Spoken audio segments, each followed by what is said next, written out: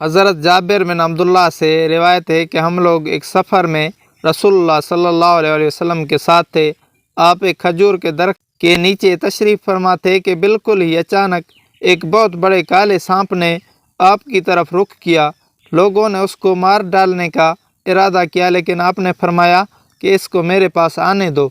جب یہ آپ کے پاس پہنچا تو اپنا سر آپ کے کانوں کے پاس کر دیا، پھر آپ نے اس سانپ کے منہ کے قریب اپنا منہ کر کے چپکے چپکے کچھ ارشاد فرمایا۔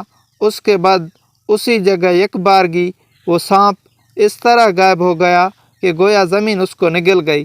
حضرت جابر کہتے ہیں کہ ہم لوگوں نے عرض کیا، یا رسول اللہ صلی اللہ علیہ وسلم، آپ نے سانپ کو اپنے کانوں تک پہنچنے دیا۔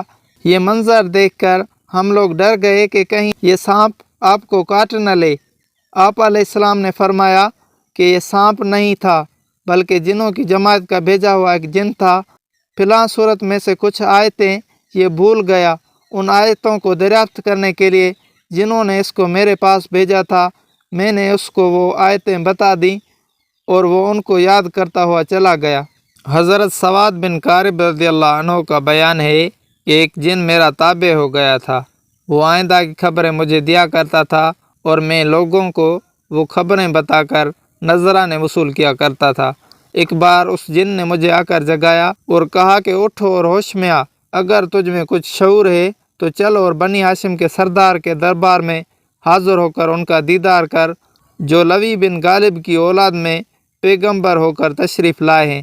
حضرت سواد بن قارب رضی اللہ عنہ کہتے ہیں کہ مسلسل 3 راتیں ایسی گزریں کہ میرا یہ جن مجھے نیند سے جگا جگا کر برابر یہی کہتا رہا، یہاں تک کہ میرے دل میں اسلام کی الفت و محبت پیدا ہو گئی۔